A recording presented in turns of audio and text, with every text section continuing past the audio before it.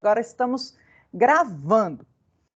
Vou pedir para que vocês me avisem se por acaso o que eu estiver falando não estiver aparecendo aí na telinha de vocês, tá bom? Me avise, dê um grito aí, porque a única tela que eu vou ver vai ser a tela que tem os slides aqui. Eu não vou ver vocês. Então, se vocês quiserem fazer alguma pergunta para mim, vocês vão ter que me interromper. Não adianta levantar a mão, porque eu não vejo daqui. Então, por favor, fiquem à vontade, se quiserem perguntar, estamos sempre aí, fiquem super à vontade. Vou então começar aqui, nós estamos na nossa apostila, na seção 1.3, já estamos na terceira semana, vejam como o tempo passa rápido, né? E antes de começar a aula, pessoal, eu aviso.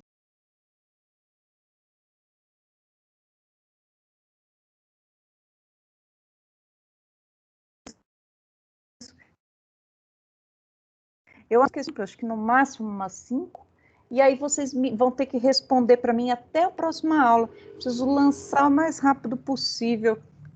Eu demorei para colocar alguma atividade para vocês. Então, assim que eu fizer, eu aviso para vocês por meio dos representantes, né? Acho que é a Jéssica e a Bruninha aqui, as representantes, e eu aviso. Vamos lá, então. Princípios, direitos e princípios. Vamos falar na aula de hoje dos princípios básicos do direito do consumidor, princípios básicos do consumidor. Aí tudo vai se encaixar, porque na aula passada, ou foi na primeira, acho que foi na aula passada, eu disse para vocês que a cadeira do consumidor era super disputada, que todo mundo queria se encaixar se enquadrar nessa lei, ou sentar nessa cadeira de consumidor, se pôr como consumidor, já que ele tem uma grande vantagem diante da vulnerabilidade que a lei diz que ele tem. Ele é vulnerável, ele precisa de um apoio da lei. Então, hoje, na aula de hoje, nós vamos aprender quais são esses direitos que ele tem, vamos ver algumas súmulas do STJ acerca do dano moral, quais são as condutas que vão incidir uma reparação moral, uma reparação patrimonial, né? Eu sempre acreditei que a reparação de uma pessoa, ela vai ser material, porque reparação moral é muito difícil de conseguir, né? Uma reparação moral, porque nunca as indenizações alcançam, né? Quanto custa um braço decepado, né? Eu acho que não tem dinheiro que pague. Quanto custa a morte, a perda de um ente querido. Então, vamos ver aqui, né? Quais as vantagens que existem em sentar nessa cadeira do consumidor, né? Se colocar na função aqui, ter a prerrogativa de ser um consumidor e poder ser respeitado seus direitos aqui. E o legislador vai trazer uns direitos e princípios básicos aqui para nós. Vamos analisá-los aqui na aula de hoje. Começando aqui, já peço de novo, se vocês não estiverem enxergando o slide, me avisem. E aí, tá, tudo isso aqui tá na apostila, tá, pessoal? É só as súmulas do STJ que eu coloquei a mais, mas o restante está tudo na apostila. Então, o que eu estou falando aqui está na apostila. Mas também eu vou colocar para vocês lá no material de apoio. Não tem problema, eu vou colocar tudo lá no material para vocês. Olha só, o que ele começa dizendo? Que a proteção do consumidor foi consagrada na Constituição como um direito fundamental, bem como pelo princípio da ordem econômica. Quando a gente fala, né, que o direito é fundamental, quando a gente escuta essa palavrinha, né, é um direito fundamental do cidadão, o que vem na nossa cabeça? Acho que a gente escuta isso muito, e vocês já devem ter escutado isso muito durante a faculdade. É um direito fundamental. Prestem atenção. Vocês já devem ter tido a matéria de direito constitucional na vida de vocês, e o direito constitucional, ele vai trazer para a gente que a nossa Constituição de 88, ela tem um núcleo imodificável. esse núcleo imodificável é formado pelas tais cláusulas pétreas, algumas cláusulas de pedra e que não podem ser modificadas, né? Pedra como Pedro, né? Quando Jesus fala, tu és Pedro, e nessa pedra edificarei a minha igreja. Por isso que é Pedro, de pedra, cláusula pétrea.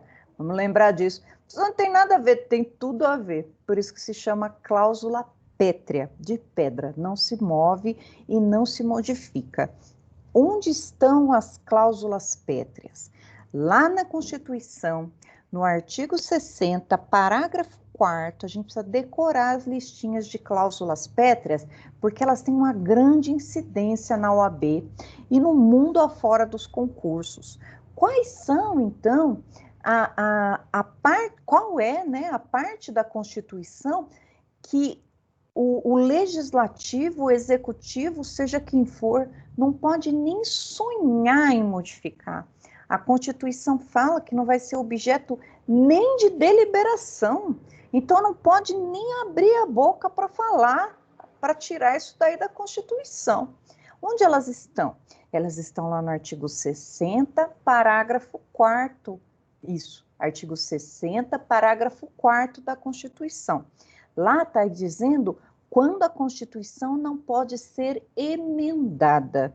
E o que é a Constituição ser emendada, pessoal? Significa a Constituição sofrer algum tipo de reforma. Emenda é simples da gente entender, né? Se a gente tem uma calça e furou, eu vou lá e emendo essa calça, né? Faço lá um remendo lá na bunda, faço um coração. E aí essa calça vai ficar remendada. E a nossa Constituição ela é toda cheia de emenda. E as emendas viram corpo da Constituição. A emenda faz parte da Constituição, assim como o remendo faz parte da calça. E uma das cláusulas pétreas, ou seja, que não pode ser modificada, é o direito do consumidor.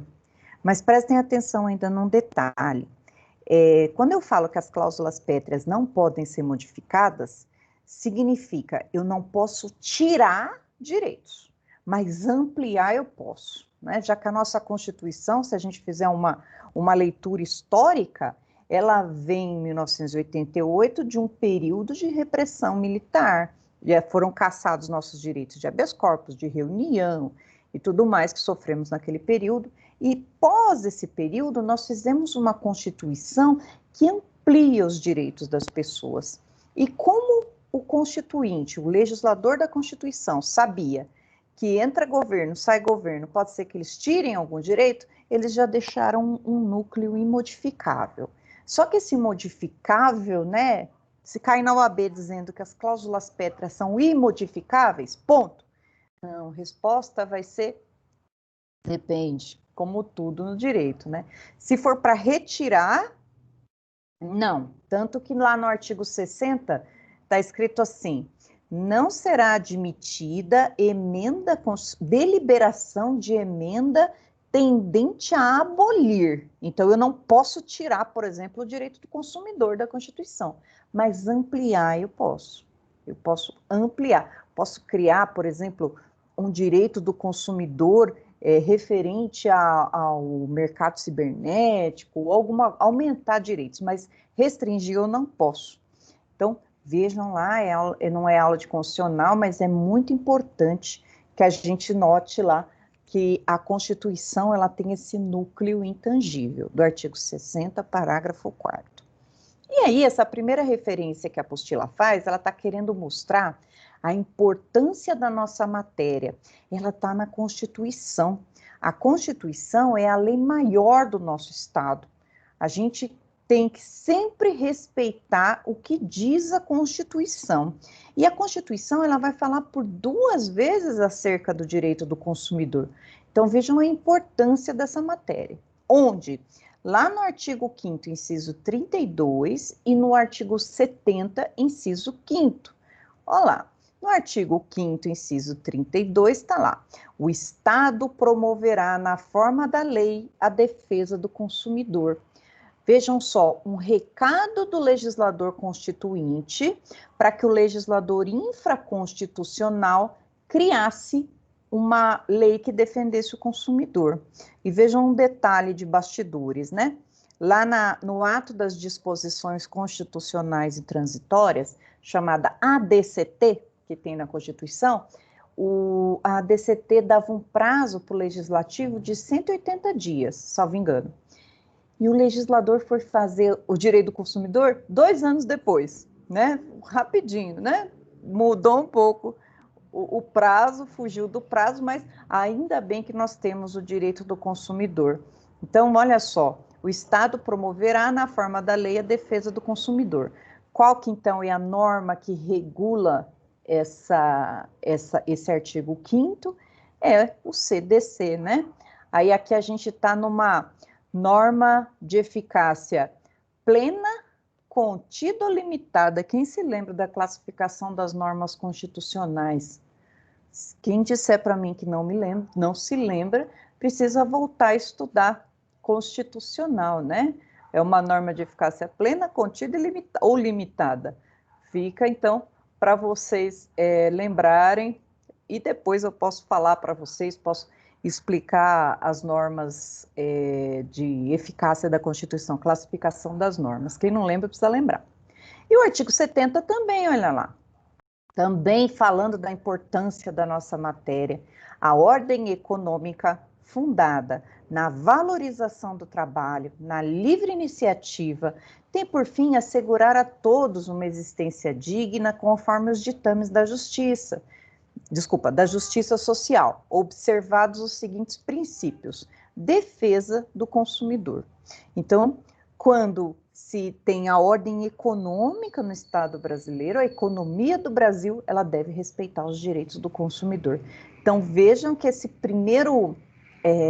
primeira parte da nossa aula está querendo mostrar para a gente quão importante é o direito do consumidor, e ele por 2 vezes aparece na Constituição.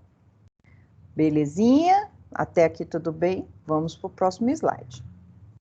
E aí, a gente já dá de cara com o artigo 6º, menção ao artigo 6º, que são os direitos básicos do consumidor.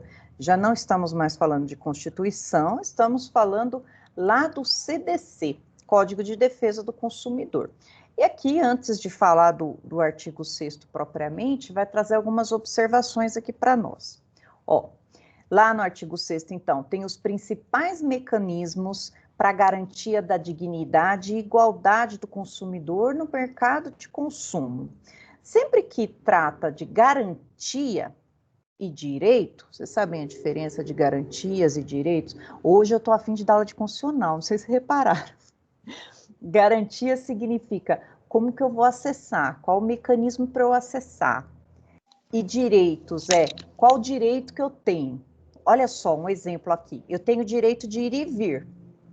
Qual que é a garantia do meu direito de ir e vir se me tirarem? Habeas corpus. Então, quando fala garantia, qual que é o mecanismo que eu faço para acessar? Direito, qual o direito que eu tenho? Liberdade, habeas corpus. Direito à informação, habeas data. Então, desculpem, gente, que eu estou falando mais de constitucional aqui que outra coisa. Mas, como é uma matéria muito importante para vocês, eu gosto de, sempre que tiver oportunidade, falar um pouquinho aqui. É bom para vocês relembrarem aí, que eu acho que vocês já tiveram direito constitucional 1 e 2, não é? Me digam, ou se estão tendo. Estou aqui aguardando uma resposta. Nós já tivemos direito constitucional 1 e 2. 1 e 2, beleza. Você é de que turma? 6º? 5. 5º, beleza. Então, o 6º também já deve ter tido. O 6º já sextou. O 6º também já sextou. A gente já teve, professora. A primeira então e o segundo também. Então, vocês sabem, né, as normas da... Então, eu estou falando aqui um negócio que vocês já sabem de cor, não é? Não, sempre é bom a gente rever, né? Vocês lembram das normas de eficácia plena, contida e limitada?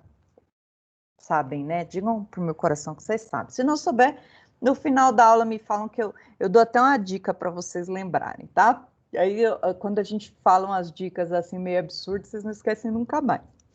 Vamos lá, continuando aqui. Então, eles vão trazer direitos e garantias. os direitos do consumidor e como que eu acesso esses direitos. Depois, esse rol que eu tenho, esse elenco de direitos que estão lá no artigo 6º do consumidor, ele é só exemplos, né? O juiz, ele pode ter, colocar ali mais direitos, o advogado pode pleitear mais direitos com base nos princípios do direito do consumidor.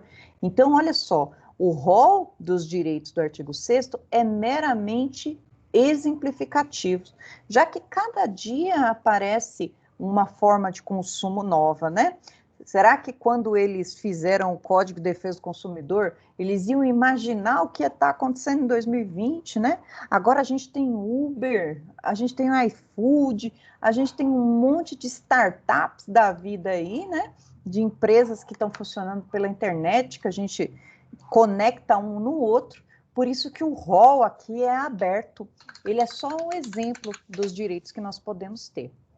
Ele também, no artigo 6º, traz diretrizes aos fornecedores, aplicáveis antes e depois da disponibilização do produto no mercado de consumo. Isso aqui é muito importante, porque não é simplesmente, né, vender alguma coisa, né? O fornecedor, o fabricante, ele é responsável também, né, na pós-venda. Não é só dispor do produto, ele precisa também assegurar a pós-venda. Inclusive, pessoal, não sei se vocês já ouviram falar, né? Eu vejo pouco resultado, mas a tal da logística reversa. O que é logística reversa? Logística reversa é você buscar, mas aí a gente vai entrar para o direito ambiental, né? Que são todos interligados, mas é mais para a seara do ambiental.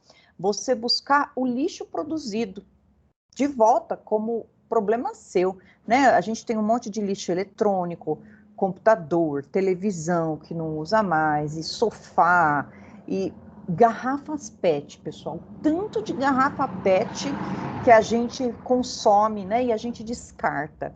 Então, a logística reversa significa quem que está fabricando, por exemplo, minha garrafinha d'água aqui. Quem está fabricando? O fabricante dessa garrafinha, ele tem que dar conta de buscar depois essa garrafinha para não estragar o meio ambiente. Ou fomentar, né, as cooperativas que fazem a separação do lixo. Então, olha aqui, uma diretriz dos fornecedores, né, aplicado depois da disponibilização no mercado. Mas o exemplo aqui que eu acho interessante, acho que tem alguém com o microfone aberto. Um exemplo que eu acho importante aqui, por exemplo, galera, né? É o concessionário de carro. Ele coloca o carro à disposição da venda, compra lá o carro. Se ele descobrir nesse meio do caminho um defeito no carro, ele tem que fazer o recall, ele tem que buscar esse carro de volta e consertar esse carro de forma gratuita, né? Ele tem que ir lá, o meu, por exemplo, deu um problema não sei aonde lá, que eu nem sei, eu recebi uma cartinha e tive que ir lá para levar o carro para eles arrumarem. Aí vem aquela cartinha, né, dizendo para a gente que precisa ir lá na concessionária, arrumar. Vejam, isso é pós-venda, é obrigação do fornecedor. Será que se não tivesse direito do consumidor, eles iam estar preocupados? Já vendeu, que se dane. Mas não, olha só, uma premissa do direito do consumidor. Você vendeu, você ainda é obrigado por aquele produto, você tem que manter peças de reposição, né? Então, se acontecer algum problema, algum acidente, você é responsável, mas a responsabilidade não é hoje que a gente vai tratar. Vamos continuar aqui. Não vou me estender, prometo. Aplicáveis não apenas às situações de consumo existente, mas aquelas que podem vir ainda a acontecer. Então, o CDC, ele vai trazer, então, várias situações em que o consumidor pode passar ou a partir do momento que o produto vai ser fabricado. Várias nuances aqui. Próximo.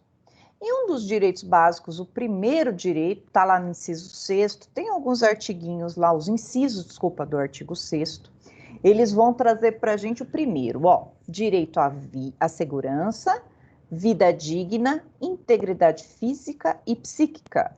São direitos básicos do consumidor, então. Proteção à vida, saúde, segurança contra riscos provocados por práticas no fornecimento de produtos e serviços considerados perigosos e nocivos. Direito do consumidor, então, garantia de vida digna, integridade física e psíquica, e dever do fornecedor, é o dever de segurança, de passar a segurança. E aí, a gente, atualmente, né, a gente percebe a grande mudança, né, na fabricação dos produtos, né? Em casa mesmo tinha um aquecedor que você ligava ele lá, parecia a chama do inferno, né? Quer dizer, nunca vi, mas eu imagino que seja daquele jeito. Se você enfiasse a mão ali, dá para enfiar a mão. Só ia sair o ossinho assim do dedo, né? Hoje em dia, você compra o aquecedor, ele é todo fechado, não tem como, né? Pode tentar enfiar alguma coisa lá, você não consegue, né? Depende, às vezes as crianças conseguem, mas ele tem um controle de segurança, né? Isso por quê? Porque o direito do consumidor, ele tem que proteger a integridade física das pessoas, né? A gente tem um princípio basilar que é a dignidade da pessoa humana, né? Um dos direitos básicos é a proteção. Você não pode ter um aparelho na sua casa para explodir na sua cara. E se acontecer, o fornecedor ele é responsável por isso, né? Por isso que a gente tem que usar produtos originais. Olha eu aqui com um monte de carregador Xing-Ling, uma extensão com um monte de Benjamin. Isso aqui é um perigo, né? A gente viu esses dias que um menino morreu com um carregador de celular. Isso aqui é um perigo. Só que assim, né? O fornecedor pode colocar produtos que oferecem risco no mercado? Sim, mas é dever de informar. Precisa informar que esse produto causa riscos. Por que proibiram, né, gente, a venda daquele caminhão da Cândida, né? É do tempo aí do Kleber, né? O povo vendia carro da Cândida, né? Corda para varal, vassoura, rodo, pasta, cera. Saía lá a mãe toda feliz com a sua garrafinha PET para encher de álcool em gel, de um monte de coisa. Porque isso daí não tem nenhuma segurança para o consumidor, não sei a validade, eu não sei os componentes químicos, enfim, na clandestinidade ainda existem muitos, mas é um grande perigo para o consumidor, né? Principalmente quem tem criança em casa. Eu não sei se eu falei para vocês desse exemplo, eu tenho uma amiga muito querida que ela comprou eu não lembro o nome do negócio, mas é um negócio corrosivo. Acho que era tipo aquele diabo verde, mas o diabo dela era rosa.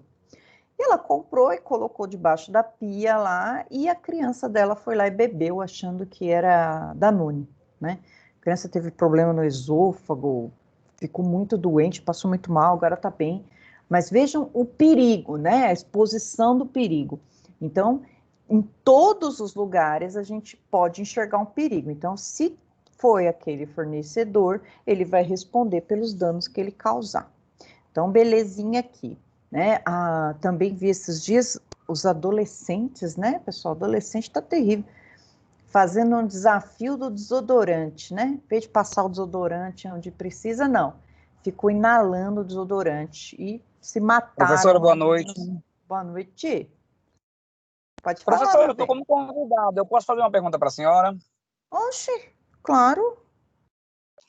No caso desse rapaz aí que vende no caminhão, na rua, né? Que é comum. Aliás, aqui na minha rua você parece um bocado, né? Se ele vender um produto desse aí, né? No caso do Diabo Verde, que eu já comprei, né? E eu descobri, por exemplo, o CPF dele, eu posso acionar ele na justiça com o CPF dele? Pode. O problema é que você... É assim, gente. Deixa eu contar um segredo para vocês. Quando a gente compra esses produtos que são clandestinos, a gente está correndo um grande risco, né? Porque, vamos supor, posso até processar o homem do caminhão, mas se ele não tiver dinheiro para pagar, e aí? Você pagou o processo, você teve seu dano e ele não tem dinheiro. No Brasil tem prisão por dívida? Não, eu só tenho o devedor de pensão, ainda não é nem prisão. Poder pode, porque ele é um fornecedor de produto e serviço, né? Então a gente tem que tomar muito cuidado quando a gente compra. Às vezes o cara não tem nem como te ressarcir, mas que dá para pedir indenização, dá sim. E olha, mesmo aluno que seja convidado e não seja, fiquem à vontade, tá, pessoal? Todo mundo está em casa aqui. Então, vou passar aqui eu estava falando dos meninos do desodorante, né? Outra coisa importante, imagina, outra coisa importante. Aí vai ter esse desodorante, né? Tem que estar escrito lá na embalagem, não inalar, imagino que esteja. E a criançada foi e começou a inalar ali. Aí ele está desviando o produto para qual ele é usual, né? Na semana passada mesmo, não sei se foi na aula de vocês, mas começou a entrar um monte de siriri aqui. Também não sei se vocês conhecem siriri. É um bichinho. E eu taquei detefon. Taquei. Maravilha. Daqui a pouco eu tava passando muito mal. Aquela noite eu não dormi de tanto que eu passei mal. Tem defeito no produto? Claro que tem. Ele foi feito para matar o bicho, não para matar o ser humano, né? Quase me matou, quase que vocês ficam sem mim aqui. Porque eu não sei, durante a aula vocês perceberam, mas eu tava, e a noite piorou, né? Porque eu sou alérgica, vai inchando, né? Então, ele oferece um risco, né? Mas em casa de ferreiro, espeto de pau, né? Eu sou advogado, vocês acham que eu ia atrás? Não, né? Prefiro não passar. Melhor o bicho do que o veneno. Próximo slide. Atributos, cadê aqui? Então, direitos do consumidor, garantia de vida digna, integridade física e psíquica, dever do fornecedor, dever de segurança. Atributos do produto, qualidade e adequação. O bem comprado deve possuir a qualidade anunciada e atender a finalidade pretendida. A gente compra um produto e espera que ele tenha o resultado pretendido. Né? Imagina lá, eu comprei a plataforma vibratória e disse que emagreci em um mês, né? Aí não emagreci. Né? Usei adequadamente. Tem que atender a finalidade pretendida, senão está faltando aqui o dever de informação. Qualidade e segurança. Oi, meu amor. Boa noite. Também a questão dos quilos, né? Porque antigamente, antes do Código da Defesa do Consumidor, dizia-se que era 1 quilo e eram 600 gramas, menos até. Sim, nós vamos chegar lá, né? A quantidade, né? E até hoje, né? A gente não tem a adequação certa. E a gente também não para ficar olhando se você comprou um quilo de feijão, se vem 1 quilo mesmo. Mas se não tiver, agora sim você pode ir lá reivindicar o 1 quilo. Né? Eu acho que seria mais no âmbito de ações coletivas, né? Porque quem que fica pesando? Ninguém. Mas tem esse direito. Tem que estar lá, o tanto que eles disseram, tem que estar lá presente. Maravilha, ótima observação. Qualidade e segurança do produto. O fornecedor deve zelar para que a mercadoria ou serviço disponibilizado ao mercado de consumo não seja nocivo, perigoso ou destrutivo ao consumidor. Então, carregador que explode, né? Você tem que saber a procedência daquele carregador. É um Xing Ling que você comprou, posso processar o camelô? Pode, né? Mas o problema é você conseguir dinheiro com esse processo, não consegue, gente. Então, usou o original, esse, por exemplo, esse SBP que eu passei aqui, que eu quase morri aqui, ele não pode ser nocivo, ele tem que ser nocivo só para o inseto, não para o ser humano. E os riscos, né? Os riscos estão lá no artigo 8º. Os produtos e serviços colocados no mercado de consumo não acarretarão riscos à saúde e à segurança dos consumidores, exceto aos considerados normais e previsíveis em decorrência da sua natureza e fruição, obrigando os fornecedores, em qualquer das hipóteses, a dar as informações necessárias e adequadas a esse respeito. Olha só, o que ele está dizendo aqui, né? Produto e serviço não pode acarretar risco. E se acarretar, ou seja, eles são previsíveis, né? Você vai comprar um álcool, você sabe que aquele álcool pega fogo, pode explodir. E aí, você precisa, mesmo assim, o fornecedor tem que colocar lá que tem risco.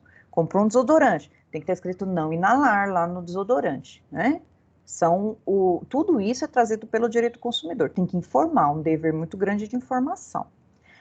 Apenas aqueles riscos inerentes do bem ou serviço serão considerados normais e previsíveis, razão pela qual é indispensável que o fornecedor apresente os mecanismos de segurança necessários ao consumo de produtos e serviços potencialmente perigosos, por meio de clara sinalização das instruções e advertências nos rótulos da embalagem, bem como a publicidade.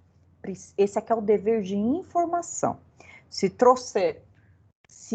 o produto ou serviço trouxer algum risco, precisa estar escrito bem grandão. E continuando aqui, o direito de informação do consumidor são legados a diversos deveres do fornecedor, tais como: vejam que o direito de informação, pessoal, ele é muito importante para o consumidor saber o que ele está comprando. Desse dinheiro, por exemplo, quanto que é tributação, quanto que é o valor do produto, se esse produto é perecível, qual que é o período desse produto que eu posso deixar na geladeira, por aí vai. Boa-fé objetiva. Não basta que o fornecedor deixe de expor o consumidor ao risco da abusividade. Exige a adoção de condutas positivas para assegurar o acesso à informação, direito à vida e ao consumo livre e responsável. A boa-fé objetiva, ela vai falar acerca das condutas dos fornecedores frente ao mercado de consumo. Eles precisam trazer de forma clara como que aquele produto ou serviço é usado e como que ele não pode ser usado. Dever de colaboração. Estabelece a obrigação do fornecedor de cooperar para o alcance da finalidade buscada pelo consumidor ao adquirir ou contratar determinado produto ou serviço. E não obstar o acesso às informações, concretizações da finalidade almejada na relação de consumo. Dever de colaboração, né? Vamos pensar num caso assim que nunca acontece. Vamos pensar que você comprou um plano banda larga de internet. Aí você foi lá, esse plano banda larga é R$120. Aí você, tá bom, R$120, tudo bem. Aí você está pagando, daqui a pouco vem sua conta lá. É R$120, mas o plano de internet é 80, mas tem embutido jogo do não sei das quantas, coisas que vocês nunca usaram na vida de vocês, né? E aí você fala, pô, deixa eu ligar lá para saber o que história é essa de joguinho aqui. Eu vou tirar esses joguinhos aqui, esses joguinhos, e vou pagar 80 de internet, óbvio. Aí o pessoal te dá uma canseira. Não sei se sou eu que sou azarada, ou se sempre que eu ligo, nunca... Aí eles colocam até uma máquina falando assim, oi, não sei o que. Aí você já pensa que alguém não é a máquina. Vejam que estão ferindo de morte o dever de colaboração. O fornecedor, ele precisa tratar o cliente e esclarecer tudo o que está acontecendo ali para o cliente, e não largar o cliente 3 horas no telefone para o cliente desistir, né, o consumidor, né? E aí, por essas e outras que, por exemplo, uma companhia de telefone tá lá no top 100 de reclamações e ações judiciais contra elas, né? Tem um juiz que trabalhava em Itapecerica que ele falava que ele não conseguia nem dormir se ele não desse uma ação contra a NET, e Vivo e telefônicos em geral, né? Porque o desrespeito às normas do consumidor são grandes, mas o que favorece isso? O acesso à justiça, que é precário, né? Muitas pessoas não vão pela burocracia, pelos meios, não vão procurar e falar assim, quer saber? R$30, R$40, não vai me deixar mais pobre, vou pagar. Mais ou menos isso que acontece. A gente vê desrespeito todos os dias a essas normas, e não deveria ter, né? Vamos lá. Dever à contraparte. Dever de informar a contraparte dos fatos e riscos relevantes na formação e execução de consumo. Aqui, basicamente, é o direito de informação. O fornecedor, ele tem o dever de informar. E mesmo tendo esse dever de informar, ele não se furta se em decorrência da utilização acontecer algum dano ao consumidor. Olha lá, direito à educação e liberdade de escolha. São direitos básicos do consumidor, agora o inciso 2º. Educação e divulgação sobre o consumo adequado dos produtos e serviços, assegurada a liberdade de escolha e igualdade nas contratações, né? Estamos demorando para ver isso daqui na vida real, né, gente? A gente vê aqui um monopólio, né? Às vezes um monopólio de empresas, só elas que prestam esse serviço, né? Por exemplo, lá em Itapecerica, onde a minha mãe mora, ali onde ela mora, só chega um tipo de internet, né? Então, onde que está a liberdade de escolha nas contratações? Não tem. Ainda falta um pouco para essa norma aqui, ela se adequar, né, à nossa vida, né? Decorre do princípio da liberdade de escolha, em virtude da preocupação com a parte hipossuficiente da relação de consumo. Possibilita o acesso de maior número de informações para que possa livremente escolher entre o produto ou serviço a ser adquirido. Olha, e aqui também a gente pode lembrar, né, de que, imagina que a gente está no shopping, né, eu sou uma pessoa que gosto de ir no cinema e gosto de levar a feira, aí eu compro o Kit Kat, balo, eu vou comendo, né, vou sair do cinema 4 quilos mais gorda, mas adoro ficar comendo, tem que estar mastigando alguma coisa. E aí, imaginem só, o Código de Defesa do Consumidor está falando, né, que a gente tem uma ampla liberdade para escolher. E lá no cinema, um Drops custa R$10. Só que tem a Boa Lojas Americanas ali do lado, que com R$10 você traz uma sacola de belisquetes, né? Aí chega lá o cinema, pode te barrar? Não, né? Não pode barrar, você tem a opção, né? Você tem a possibilidade, se você quiser, de entrar com as coisas que você comprou, né? Olha que é um dos direitos básicos do consumidor. Eu tenho a liberdade de escolha, eu posso escolher o que eu quiser e levar lá para dentro do cinema. Além da venda casada, né? Ah, só pode comprar coisa daqui. Não pode também, não posso condicionar um produto ou serviço a outro produto e serviço. Ó, você só pode entrar no cinema se você comprar minha pipoca. Ou se você for ficar aqui, tem que ser a minha pipoca, senão você vai ficar lá com fome. Ou você só pode fazer esse financiamento se você contratar com essa seguradora aqui para o financiamento. Não pode condicionar. Vamos lá para a próxima, né? Olá. O consumidor, ainda falando lá da informação, aqui está falando de direito de escolha. O consumidor não detém a informação técnica e profissional necessária à formação do juízo de cognição clara. O que é isso? Ele não tem capacidade, ele é hipossuficiente técnico, ele não entende tecnicamente, né? Ninguém é obrigado a entender tecnicamente. E coerente sobre a necessidade e utilidade de conveniência de aquisição de determinado produto ou serviço. Tampouco seu custo e efeito. Isso decorre ainda do fato que o consumidor, normalmente, não detém as mesmas informações que o fornecedor. Aqui a gente vai falar de hipossuficiência técnica. O consumidor, ele é protegido, né, da hipossuficiência técnica. Ele não sabe como que funciona determinado aparelho, então ele pode adquirir e não entender nada, não gostar, né? Ele não tem essa informação. Vejam que é um direito básico do consumidor ter a informação, já que ele pode ser um leigo na história. A educação para o consumo que assegura a verdadeira liberdade de escolha e a igualdade nas contratações. Para que a escolha seja livre, é indispensável que o cidadão tenha oportunidade de conhecer as especificidades sobre o produto ou serviço e que deseja usufruir. E somente após detida a análise possa optar pelo produto final.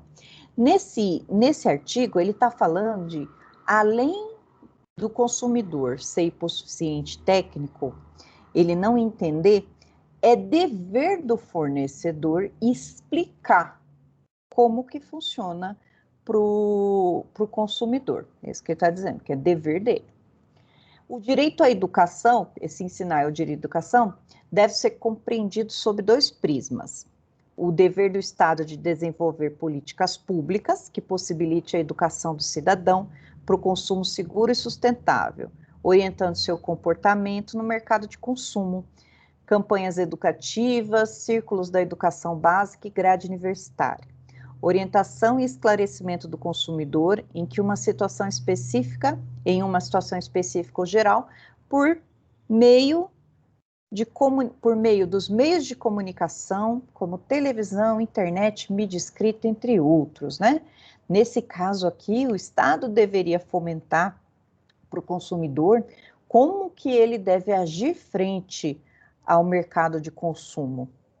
E, por exemplo, evitando assim, eu não vou usar hoje o inseticida, hein, galera? Evitando assim, por exemplo, o superendividamento.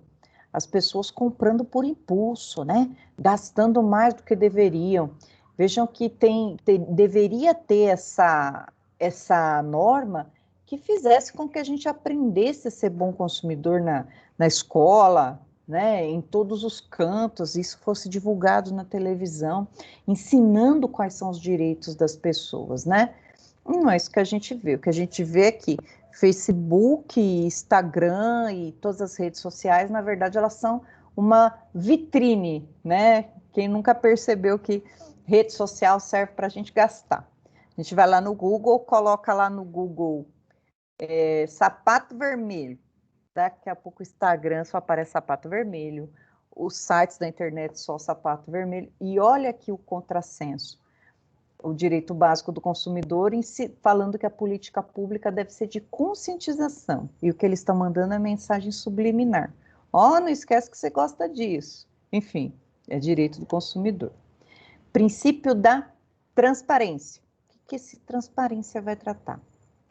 A informação adequada e clara sobre os diferentes produtos e serviços com especificação correta de quantidade, aí aqui que entra o que a Juliana falou, características, composição, quantidade, né? Qualidade, tributos, incidentes e preço, bem como os riscos que apresentem.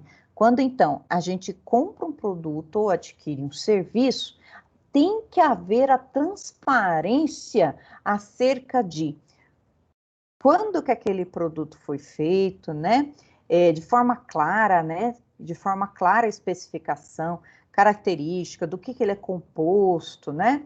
Quantidade, os tributos incidentes no preço, né? E aí a gente já reflete que o que tem uma carga enorme de tributação é o mercado de consumo, principalmente da cesta básica, né? Acaba que a parcela mais pobre da população é a que mais paga tributo, já que a parcela mais pobre da população gasta todo o seu salário com o supermercado, né? A gente olha nosso cartão de crédito, tá lá. Só tem mercado, né? Só compra para comer. Trabalha, né, para sustentar a alimentação, e é justamente na alimentação a carga tributária. É importante que a gente identifique isso, né, e vote melhor na próxima eleição, porque vai falar, poxa, olha o tanto de tributo que eu estou pagando nessa cesta básica aqui, né, e faça com que o governo, ele desvie a arrecadação para quem realmente tem dinheiro, né, e não para quem trabalha para comer. Né? Olha lá, esse aqui é o princípio da transparência. E a garantia estabelecida no inciso 3º, que é o princípio da transparência, é o que materializa e concretiza a educação para o consumo, uma vez que estabelece um rol de informações mínimas e obrigatórias a serem transmitidas pelo fornecedor ao consumidor, como se todo mundo lesse rótulos, sendo compreendido como obrigação de aclarar, ou seja, eu vou clarear, orientar, advertir o consumidor sobre eventual risco ou perigo na ingestão e na utilização. O acesso aos dados mínimos do produto possibilita a liberdade de escolha e equaliza a vulnerabilidade frente ao fornecedor. Está lá escrito que tem 1 quilo, tem que ter 1 quilo. Senão você pode voltar lá. Quem que volta? Para de ficar criticando tudo, Marisa, tá bom. Proteção contra a publicidade enganosa e abusiva. Aqui que mora o perigo, né, pessoal? Que mais tem? São direitos básicos do consumidor. proteção contra a publicidade enganosa e abusiva, métodos comerciais coercitivos ou desleais, bem como contra práticas e cláusulas abusivas ou impostas no fornecimento de produtos e serviços. Então, o consumidor ele é protegido contra a publicidade enganosa e abusiva, métodos comerciais coercitivos ou desleais, bem como contra práticas e cláusulas abusivas ou impostas no fornecimento de produtos ou serviços. Daqui, a gente já tira a seguinte premissa. A publicidade, ela tem que falar a verdade. A publicidade não pode ser enganosa. Então, por exemplo, quando você adquire um produto, e aí vem esse, por exemplo, um seguro, e ele fala que tem seguro total contra danos. A gente entende que seja um seguro, a gente entende que seja total. Se está falando que é total, depois eles não podem vir, como eu vi um julgamento num livro, que diz assim, falou que era seguro total contra danos, mas depois, na hora de ler a apólice do seguro, só cobria furto qualificado, não cobria furto simples. Então, tinha que ter um arrombamento, tinha que ter alguma coisa. Olha só, e esse cobertura total? Não existia essa cobertura total. Outra prática que eu já vi na vida forense foi a revendedora de carro, ela estava oferecendo, na época, tinha um carro zero, e ela estava oferecendo um kit multimídia por um preço um pouco mais acessível. Kit multimídia super acessível, né? Era R$4.000. Nossa, que acessível. Tudo bem. E aí, esse kit multimídia que estava sendo vendido, o que a gente pressupõe quando fala kit multimídia, né? Eu imagino que sejam o som e tudo mais sobre para ter o som dentro do carro, né? Kit multimídia vai ter. Aí mostra lá o rádio, aí o rádio tem TV, tem, não sei, um monte de coisa, e é o kit, beleza. Só que o que aconteceu com o cliente? Na hora ele pagou o carro, na hora de receber, eles ligaram da concessionária e disseram o seguinte, fulano, então olha só, esse seu carro não vem com as caixinhas de som de fábrica. Você vai ter que comprar a caixinha de som, e a caixinha de som aqui nesse seu carro aqui custa mais R$600. Aí essa que foi a briga, porque se fala kit, pressupõe que seja um negócio completo, né? E aí calhou na ação, acabou que fez acordo e deram, né? Já que estão falando que é kit, tem que mandar inteiro, já que é uma proteção do direito do consumidor, a vedação à publicidade enganosa ou abusiva. E a gente vê todo o tempo, né? Aquele lanche desse tamanho, quando vê o lanche é assim. O abusivo significa eu estou incitando ao consumo, né? É o tal do experimenta, é a propaganda do Jequiti, aquela mensaginha subliminar aparecendo toda hora, ó, métodos coercitivos e desleais, né?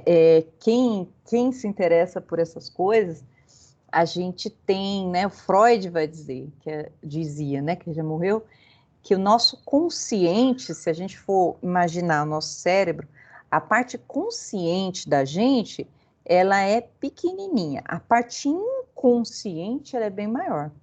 Então, conforme a gente está aqui, o consciente, mas o inconsciente está captando várias mensagens o tempo todo, mensagens subliminares, né? O tempo todo são passadas para a gente. E a televisão, ela traz muita mensagem subliminar. O tal do experimenta, a margarina lá, que é uma família super feliz, estão consumindo a margarina, como que devia ser uma família. Ou a bonitona lá da Juliana Paz tomando cerveja, aí faz, poxa, se eu tomar cerveja eu vou ficar gostosona daquele jeito, né? Já fica pensando. Ou o rapaz, eu vou ter uma namorada dessa. Olha, toda mensagem subliminar que é trazida para a gente, né? Como estereótipos, né? De corpos perfeitos, enfim, aí já é uma outra história, mas tudo isso é trazido para a gente de formas que vai entrar direto para o nosso inconsciente. Não passa pelo crivo do consciente. Você não pensa. Quando você quando você percebe, você está tomando atitudes ali dominadas pelo seu inconsciente. Você vai lá no mercado e o mercado é cheio de mensagem subliminar, né? Eles colocam, só para relembrar, a mensagem subliminar é aquela que entra direto no nosso inconsciente, a gente não pensa. Aí tem várias estratégias, né? O vermelho é o que te dá fome. Eles colocam os produtos mais caros na altura dos olhos, né? Quando chega na parte dos brinquedos, ele coloca um pouco mais baixo, porque as crianças vão ver, né? Quem nunca sofreu na vida, pega um primo, um pequenininho, um sobrinho, leva no mercado para ver o que acontece com você, né? Terrível, né? Eles querem tudo, eles querem tudo. Passei por um inferno esses dias. Você sai de lá assim desesperado, porque eles querem tudo. E por quê? É estrategicamente colocado ali. Isso aqui é propaganda abusiva, né? E o que não é escancarado como uma mensagem subliminar é difícil da gente conter, né? Mas é vedado, então, a prática enganosa, abusiva, né? Aquele gel que faz você... Vou continuar aqui. Aquele gel que faz você emagrecer, né, gente? O pessoal se matando na academia, se passar um gel, emagrece, por aí vai. Olha lá, a garantia legal estabelece a boa-fé objetiva como paradigma das relações mercantis. Impõe o dever de transparência do fornecedor, ou seja, as informações publicitárias divulgadas devem ser claras, objetivas e coerentes com a realidade do produto ou do serviço anunciado. Não cabe mentira, somente a verdade. Então, o preposto obriga o preposto obriga o proponente. O que significa isso? Aquela pessoa que está representando a empresa, o que ela falar vai obrigar o dono da empresa, né? Quem não se lembra daquele menino da Marabras, eu acho que é da Marabras, se eu não me engano, quer pagar quanto? Quer pagar quanto? Chegou lá na hora, quero pagar R$1. R$1 não pode, isso aqui é a partir de R$ 199,90, 40 parcelas. Não, você perguntou na TV, quero pagar quanto? E aí tiveram que tirar essa propaganda do ar, justamente porque eles não estavam cumprindo a oferta. Se a oferta é quer pagar quanto, eu que escolho quanto que eu quero pagar. Não é? Quer pagar quanto? Quero pagar R$1, quero pagar 10 centavos e ter uma televisão de 60 polegadas. Então, eles precisam... a boa-fé objetiva está querendo dizer, eles estão falando e estão falando a verdade, vão cumprir.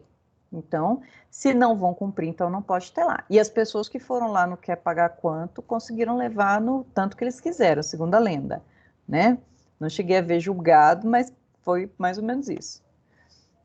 A proteção contra a publicidade enganosa e abusiva, bem como contra as práticas e cláusulas desproporcionais, deve ser observada. Na fase antecedente do negócio jurídico, razão pela qual a oferta vincula o fornecedor. Quer pagar quanto? Ou então vai falar assim, totalmente sem juros. Aí a hora que você vai ver tem juros sim. Não. Aqui a situação é de publicidade enganosa quando a omissão de dado ou inclusão de informação total ou parcialmente falsa. Olha só que maravilha isso aqui, né, gente? Tem que estar ali falando a verdade. Após a aquisição do produto ou serviço, de modo que é possível a reparação dos danos ou a revisão dos contratos que apresentem cláusulas abusivas. Aqui trata-se de publicidade abusiva quando há a veiculação de valores contrários à dignidade do consumidor, que explore medo, incite a violência, discriminação, promova o dano ambiental, à cultura, entre outros, bem como cláusulas abusivas, onde se permite a revisão do contrato após assinatura ou término de vigência. Está querendo dizer aqui que tanto antes de comprar, né, já que ele é obrigado a manter a oferta, E aí eu acho que vocês já devem ter percebido, às vezes a gente vai em alguma loja fazer um orçamento e pergunta assim, quanto que custa esse sofá? Aí fala assim, olha, esse sofá custa tanto e eu faço para você em 12 vezes. Você pode pôr por escrito? A gente quer que a pessoa ponha por escrito, porque a gente vai na outra loja e não vai lembrar. Mas eles não põem por escrito de jeito nenhum, quer matar o vendedor e mandar ele pôr por escrito. Por quê? O que ele escreveu ali, ele vai ter que assumir, né? E passou um mês, volta lá, eu quero, você me deu esse valor, eu quero. Então, eles não colocam por escrito. Oi. E se de repente eu vou na loja, uma vez que eu já sei da prática dessa, de não pôr por escrito, eu agora eu vou e gravo a informação. Tem validade também, uma gravação? Até que tem, né? Até que tem, porque, por exemplo, eu já vi casos que a pessoa foi comprar, por exemplo, um sapato na vitrine. Aí o sapato estava escrito que estava 60 e poucos reais. E aí a pessoa que era eu, né, tirou uma foto, mandei para minha irmã. Falei, olha essa sandália, o preço que tá. Aí ela falou, eu quero. Aí eu comprei uma para mim e uma para ela. Né, a minha 37, a dela 35, né? Eu sou desse tamanho, ela é pequenininha. Aí, na hora de passar no caixa, eu toda feliz, né? Falei, não acredito, uma sandália dessa, no mínimo, aqui vai ser o dobro desse preço. Que bom, né? Aí a menina olhou e falou, é 3 vezes de 60 e pouco. Eu falei, então, moça, só que vocês estão anunciando por 60. Aí chamou um, chamou outro, e eu tinha mandado a foto, né, para ela. Aí eles, né, conversei um pouquinho, eles venderam pelo preço anunciado, mas tiraram lá correndo, né, E foram, eles sabem, né, que um dos direitos básicos é a propaganda. Então, num caso, não filmou, mas tinha uma prova ali que fez, né. Mas se eles estão anunciando, eles têm que cumprir. Eu não gosto muito desse negócio de ficar filmando os outros, não, mas anunciou, tem que cumprir, né? E aqui, nesse inciso segundo, está falando acerca da propaganda que não pode incitar crime, que não pode ter tons pejorativos, aquelas propagandas de mau gosto, né? Como foi uma vez a propaganda da Dolly. Era a Dolly falando que o Guaraná da Dolly era um Guaraná maravilhoso, vinha da Amazônia. E a Coca-Cola, e aí mostraram uma boca de fumo, assim, um monte de corintiano correndo, e onde que vem a Coca? Mostrando que era da cocaína, né? Então, ali está explorando a violência, né? O medo e tal. Além disso, deu uma indenização para a Coca-Cola contra a Dolly, né? Nunca vi alguém trocar uma Coca-Cola por Dolly, mas foi uma tentativa deles ali. E aqui, mostrando dessa abusividade, né, da propaganda, colocou aqui na apostila um exemplo, né? Uma propaganda de creme que promete a retirada total de rugas no prazo de 30 dias. Imagina, que creme que é esse que eu quero? É uma propaganda enganosa, né? Vou tirar totalmente as rugas no prazo de 30 dias, nem plástica, né? Nem aquele fio, porque você fica preta, um tempão, roxa, toda cheia de hematoma. Já a propaganda que utilize uma criança branca como um anjo, olha que absurdo. Pois não? Professora, a semana passada eu fui no açougue, né? E lá tem uma carne, tava assim, bem assim, R$2,99. Eu falei, coloca 2 quilos de carne naquela para mim. Aquela carne de jabá, sabe? Aí, escuta. Aí, eu no meio da carne, eu falei, coloca 2 quilos de carne naquela para me botar no feijão, né? Para ficar gostoso. Aí, cara, colocou no meio da compra, eu falei, nossa, mas essa carne deu R$289 o preço da carne, mas eu tava tomando uma cerveja e nem percebi, né? Aí, a semana passada, de novo. Falei, vou comprar mais 2 quilos. Falei, coloca 2 quilos de carne para mim. O cara falou assim, é R$2,99 mais 100 gramas. Falei, então quer dizer que é 100 gramas, então quer dizer que... Mas tá escrito 100 gramas lá? Tem que estar escrito 100 gramas. Bem pequenininho, que se eu botar meu óculos, não dá para ver ainda. Isso não tá ferindo alguma lei? Então, a propaganda tem que ser ostensiva, né? Então, a gente falou disso na aula passada, tem um projeto de lei que vai impedir, né? Mas é um princípio básico do consumidor aqui da publicidade enganosa ou abusiva. Eu entendo que seja abusivo você colocar bem pequenininho lá, 100 gramas, né? Tem que orientar de forma clara, ó. Tem que ser claro ali, tá errado. Tá errado, tem que chamar nós da patrulha do consumidor. O açougueiro falou para mim, mas você já viu carne de R$ 2,99? Eu falei, nunca vi, né? Mas também lá ser tão amigo, pequeno, não né? interessa se o boi é seu, se não é, você está anunciando aqui, meu, que isso? Nunca vi carne, eu nunca vi anunciarem carne com 100 gramas. Eu sei, frios, né? Frios eles anunciam assim. É estratégia, não, né, gente? É estratégia dos caras lá, tá errado. Amanhã eu vou lá e vou chamar o gerente e dizer, ó, você arruma isso aqui, senão você vai arrumar uma briga comigo. Fala que você vai tirar foto, vai postar nas redes sociais e vai marca o Celso Russomano. Dê preferência para o Celso Russomano. Obrigado. Propaganda enganosa, é isso.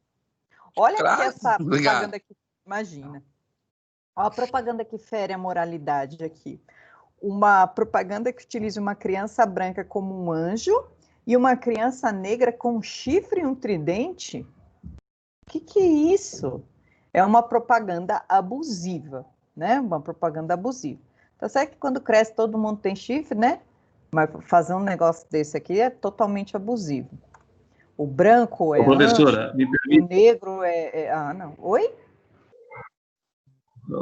Que propaganda é essa? Existiu essa Não, acho que sim, né? propaganda? Eu particularmente a apostila está dizendo que assistiu. Acho que está dando exemplo, não deve ter existido, não. Está dando exemplo. Eu vou procurar depois na internet, qualquer coisa eu mando aí para vocês depois. Só não procura chifre, que só é corno quem é curioso. Não procura. Agora a propaganda você pode procurar. Deixa para lá. Né, gente? Deixa para lá. Continua. Destaco ainda que a publicidade proíbe a adoção de cláusulas ou práticas abusivas, as quais devem ser entendidas como previsão abstrata ou conduta que viole princípios consumeristas, dentre os quais podemos citar venda casada de produtos, a entrega de produtos sem solicitação ou recusa injustificada da venda de produtos ou prestação de serviço. Olha essas práticas abusivas aqui, a gente já falou alguma coisa. Eu já falei de venda casada de produto. Condicionar a compra de um produto à aquisição de outro. Eles não podem fazer isso. Eles têm que ter os produtos separados, por exemplo, celular por R$ 199, água por R$2. Compra junto, só paga o celular. Aí pode, mas aí eu tenho a opção de comprar água separada e o celular separado. O que não pode é fazer com que um não possa ser comprado sem o outro. Aí tá errado totalmente, né? Depois, entrega de produtos sem solicitação é considerado a amostra grátis para o Código de Defesa do Consumidor. Mandou um produto sem a solicitação, não pode fazer isso. Acho que eu contei para vocês numa cliente que eu tive que mandaram um empréstimo sem solicitação e no final o juiz considerou que o empréstimo fosse amostra grátis. Achei isso uma maravilha. Ou se recusar de forma injustificada de vender produto ou prestar algum serviço. Por isso que os supermercados, quando eles fazem promoção, eles colocam lá, limitado ao estoque, ou eles limitam tantos produtos por pessoa, para poder atender a oferta, né? Mas eles estão avisando previamente. Essa limitação tem que ser justificada. Você vai lá dar uma conversada com o gerente, fala, não, quero levar mais, você me justifica o porquê. Aí dá uma briga boa, né? Capaz dele deixar você levar mais, já que a lei pede uma justificativa. E genericamente não está justificando nada, né? Para alcançar todo mundo, está acabando. Essa justificativa tem que ser plausível. Equilíbrio dos contratos, aqui é importante também para nós, estamos acabando. O princípio do equilíbrio dos contratos vai dizer. Pessoal, posso ir direto e aí eu acabo mais cedo ou vocês querem intervalo?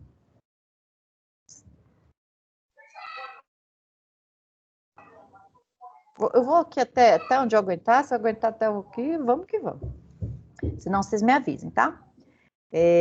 Modificação das cláusulas contratuais que estabeleçam prestações desproporcionais ou a sua revisão em razão de fatos supervenientes que as tornem excessivamente onerosas. O que isso aqui significa, né, pessoal? Um desequilíbrio no contrato, né? Eu vou modificar o contrato depois de feito, estabelecendo uma desproporção. Não pode de jeito nenhum.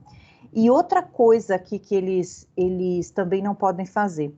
Enquanto estão fazendo o contrato, a gente precisa prestar atenção que às vezes eles só colocam cláusula penal, só multa para o lado do consumidor, pelo descumprimento. No caso do fornecedor, não tem multa nenhuma. Então, é um desequilíbrio. Tudo que não tem paridade, tudo que não for igualdade de direitos, desequilibra.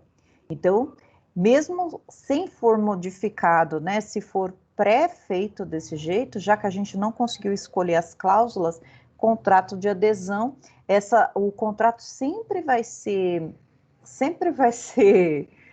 interpretado, sempre beneficiando o consumidor. Depois, então, do contrato feito, não é possível fazer modificações, principalmente se forem desproporcionais ou aumentar muito a onerosidade, né?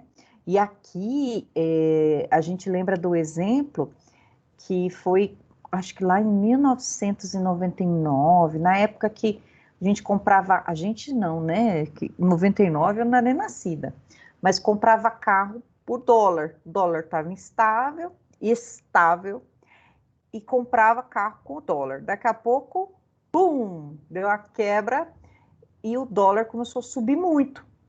E aí, o que aconteceu? Uma onerosidade excessiva nos contratos. Então, a galera foi tudo para o judiciário para rever essas cláusulas, já que o contrato em dólar estava valendo uma parcela que você pagava R$600, estava valendo 3 vezes mais.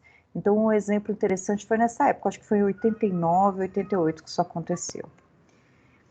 Lá, no caso do inciso 5º, né, da modificação das cláusulas, a proteção diz respeito à relação contratual outrora estabelecida que se apresentou desproporcional em virtude de situação posterior, por exemplo, feito em dólar e o dólar disparou, autorizando também nessa hipótese a modificação. Eu preciso, então, procurar o judiciário apontando a cláusula desproporcional.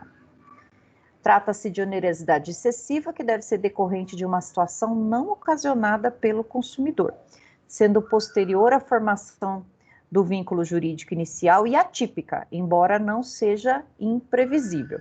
É previsível que, nesse caso, o dólar poderia subir? Não, mas era uma situação atípica para os parâmetros da época em que a economia estava estabilizada. Deu para entender essa história da imprevisão? No caso, a relativização, essa parte aqui que eu quero comentar. No caso, essa palavra não sai.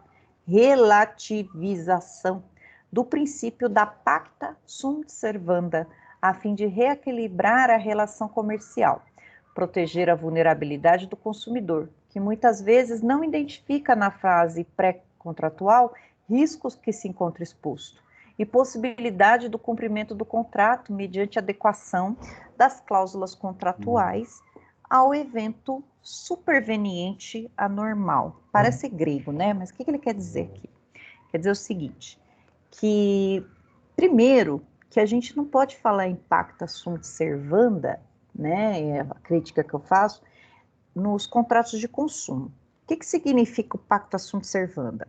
O contrato faz lei entre as partes. Nesse caso, a gente conseguiu discutir as cláusulas do contrato e o que é combinado não é caro, vamos pagar. E aí esse contrato faz lei.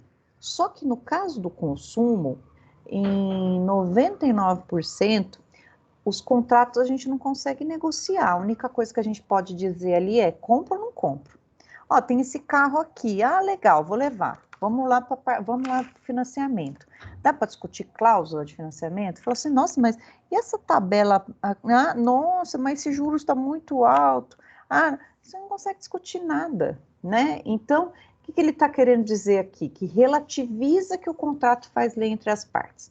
Mas no direito do consumidor, a gente já chega com os dois pés no peito da empresa, do fornecedor, quando ele vai falar do contrato faz lei entre as partes. Aí a gente já fala, olha, só faz lei entre as partes se eu conseguir negociar com você. E nesse caso, o seu contrato já vem pré-pronto, é um contrato de adesão e eu não negociei nada. Então, essas cláusulas abusivas, elas precisam ser revistas aqui no judiciário. Então, vejam que ele está falando, olha, a apostila está falando, eu vou relativizar, entra com os dois pés no peito mesmo, né? Não tem que anular, né? O contrato, ele precisa ser equilibrado, né? Já que o consumidor é a parte vulnerável da história, ele não consegue negociar. A modificação das cláusulas contratuais almeja a adequação e a proteção em relação aos interesses do contratante, consumidor e fornecedor, em uma tríplice perspectiva: equilíbrio econômico no contrato, equiparação ou equidade informacional das partes, equilíbrio do poder na direção da relação contratual. Então, a gente tem que equilibrar aqui, quando há possibilidade de discutir, né, a relação contratual ela tem que ser equilibrada, e eu equalizo aqui as partes. O juiz vai fazer esse tripé aqui para que o contrato seja possível continuar, né? E também tem o princípio da conservação dos contratos, que pode dizer o seguinte: olha, vamos só tirar essa cláusula aqui, que ela é abusiva para o consumidor, e o contrato se mantém do jeito que está. E a gente fala do aproveitamento do contrato. Aqui, princípio da reparação integral do dano. Aí aqui a gente já vai falar sobre reparação do dano, né? Sexto, a efetiva prevenção e reparação dos danos patrimoniais e morais, individuais, coletivos e difusos. Vejam que a parte dos danos coletivos e difusos, a gente deixa lá para o Ministério Público entrar com ação coletiva, que direitos, os coletivos eu consigo ainda identificar quem são, por exemplo, as enfermeiras, igual teve um dano coletivo, que eu achei interessante, que fez uma propaganda de motel, e aí colocaram uma moça vestida de enfermeira, e aí colocaram, liberte a enfermeira que existe em você. Aí a galera lá do conselho de classe ficou revoltado, com toda razão, e processou lá por essa propaganda que foi veiculada, por essa publicidade. Agora, direitos difusos é direito de todo mundo e de ninguém, por exemplo, como uma reparação ambiental. Então, essa é a diferença. No coletivo, eu consigo ainda identificar um determinado grupo. O difuso é de todo mundo e de ninguém também, né? De quem que é o meio ambiente? Individuais, e dentro dessa prevenção, dessa reparação, eu tenho os direitos patrimoniais e os direitos morais, né? E aqui, quando a gente fala nessa reparação moral, ele já entra aqui, né, dentro da reparação moral, o patrimonial, o estético e o psicológico. Nós temos essas reparações e elas podem ser cumuladas. A gente pode pedir reparação patrimonial, moral, estética, psicológica, no direito do consumidor, por exemplo, um produto que explode na sua cara e traz, né, te queima, e aí você tem problemas psicológicos diante disso, né, estresse pós-traumático, fica muito mal pelo dano estético, tudo isso tem que ser reparado pelo fornecedor. Então, efetiva proteção significa, vamos reparar esse dano. Lembrando que o dano patrimonial repara. Agora, o estético pode pagar uma plástica, pode pagar uma terapia, e aí ele tem que integralmente, como se devolvesse a pessoa ao estado anterior. Vejam que é uma área muito legal da gente trabalhar direito consumidor, mas pegar empresa grande para você cobrar, né? Você entra com uma ação contra um Extra, um Grupo Pão de Açúcar, umas empresinhas grandes aí para ter uma reparação legal. O consumidor tem direito a ser reparado por todos os danos decorrentes da relação de consumo, sejam eles de cunho individual, apenas aquele, coletivo, ofensa a um determinado número de pessoas, estético, alteração morfológica do consumidor, moral, ofensa a direitos da personalidade, ou patrimonial, prejuízo financeiro, danos emergentes e o lucro cessante. Lembrar, dano emergente é aquele que efetivamente eu perdi. Eu sou Uber e eu perdi meu carro. E o lucro cessante, aquilo que eu deixei de ganhar nos outros dias em que eu estava sem carro. O exemplo aqui, eu não sou Uber. A indenização pelo dano moral, tão em voga atualmente, não pode servir de enriquecimento sem causa e tampouco vulgarizado. Olha lá, aí está o 884 do Código Civil. Aquele que sem justa causa se enriquecer à custa de outrem será obrigado a restituir o indevidamente auferido, feita a atualização dos valores monetários. Era uma coisa que eu tinha muita dificuldade, essa história de enriquecimento indevido, enriquecimento ilícito. Porque, leigamente pensando, enriquecimento é deixar você rico, né? E não, gente, o direito não quer dizer isso. Enriquecimento ilícito significa você receber um dinheiro que você não tem direito. Recebeu R$5 a mais, você está enriquecendo, ou seja, está crescendo seu patrimônio de forma indevida. Então, o que ele está dizendo aqui? A indenização de dano moral, né? Ela não pode servir para você receber alguma coisa que não é devida. E isso daí, pessoal, é tranquilo, porque os juízes, eles não costumam dar grandes indenizações por danos morais, não, né? Você tem aí vários problemas que te tiram o sono, e muitas vezes o juiz entende que isso é mero aborrecimento, mero aborrecimento. Não é mero aborrecimento, né? Às vezes você passa por situações assim, que chega lá na justiça, você recebe R$5.000, você pensa, poxa, eu pagaria R$5.000 para não passar por isso. E sempre lá vão entender que é mero aborrecimento. E aí a própria lei vai dizer, olha, se você receber a mais, é enriquecimento ilícito, então não pode. E outra coisa que freia, né? Quando a gente entra com uma ação judicial no cível, a gente vai pagar custas pelo valor que a gente entra, né? A gente paga custas proporcionais, 1% do valor da causa. Então, vamos pensar que a gente pega o cliente e o cliente fala, eu quero uma indenização de milhões. Então, explica para ele que ele vai ter que pagar custas daquilo ali, se ele não tiver a gratuidade processual. Ele vai ter que pagar as custas daquilo ali. E aí ele já, não vou ter gratuidade, então vou ter que pagar. E outra, se você perder, você paga o advogado do outro. É a custa de sucumbência, né? Você tem que pagar o advogado do outro porque você sucumbiu. Quem perde no direito civil paga o advogado do outro.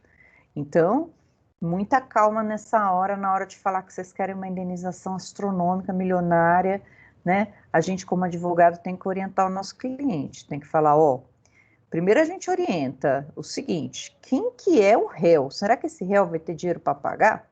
Que às vezes não compensa, né? Não compensa, que nem o nosso colega perguntou, eu posso cobrar o rapaz do caminhão, depende, né? Se tiver condições, sim, se não, não compensa. Diferente de um Extra, de um Itaú, aí você vai lá e cobra. Ou deixa para pagar no final, aí ferrou mais ainda, né? Se a pessoa não tiver bens, aí o advogado e o cliente vão ficar sem nada. Presta atenção nisso, então. A reparação do dano moral. Eu peguei aqui daqui a pouco passo para vocês algumas decisões do STJ sobre dano moral. Deixa eu só trocar aqui para mostrar para vocês, já que a gente está falando nisso. Deixa eu pegar aqui e compartilhar com vocês, meninos.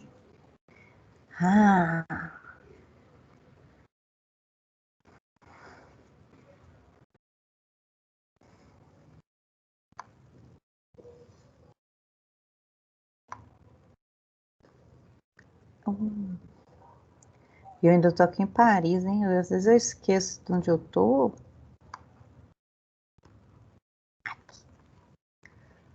mostrar para vocês.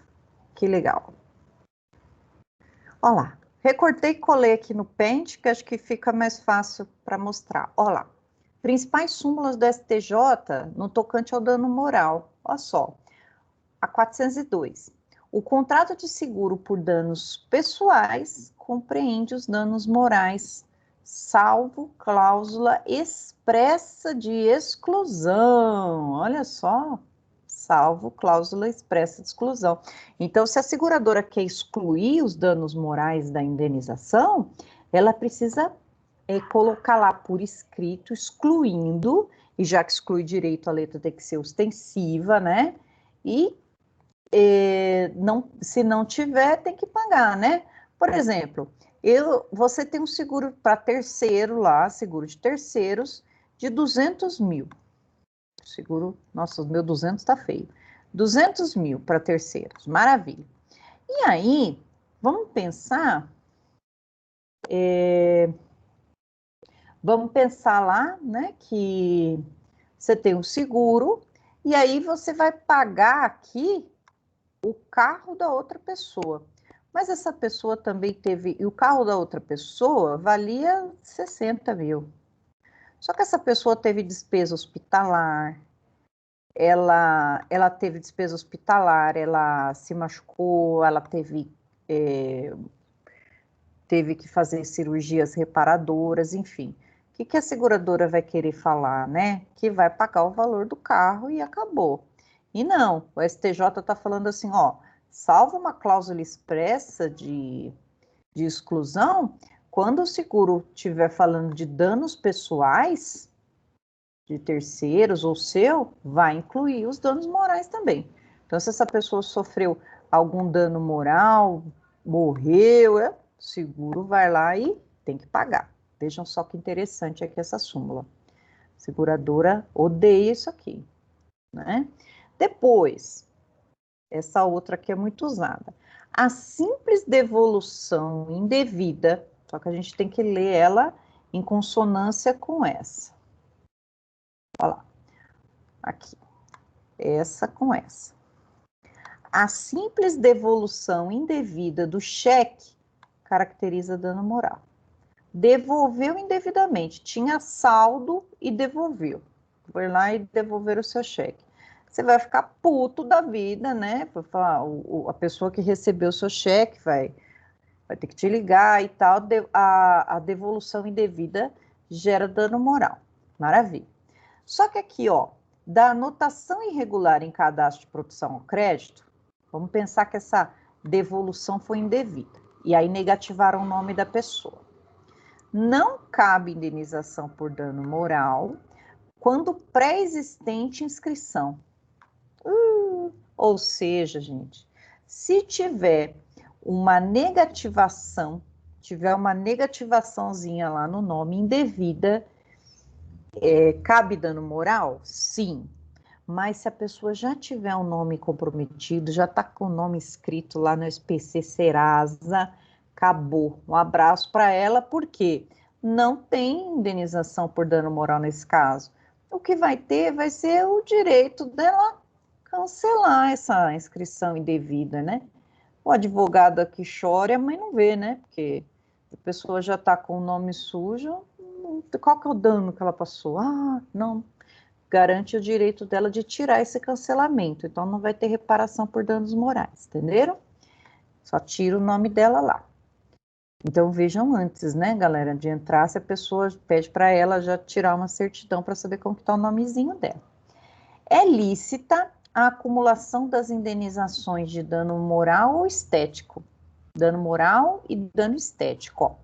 Dentro do dano moral, o dano moral é gênero, e o dano moral ele vai abranger o dano estético, o dano psicológico, vários tipos de dano que a gente chama de tutela jurídica da alma.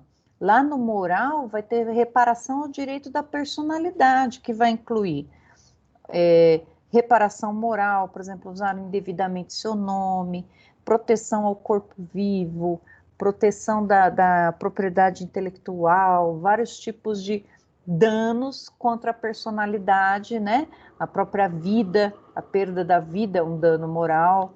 Então, o STJ foi lá e acabou com a discussão, porque eles queriam pagar ou um ou outro. Tá falando, não, pode acumular sim. Olha que legal.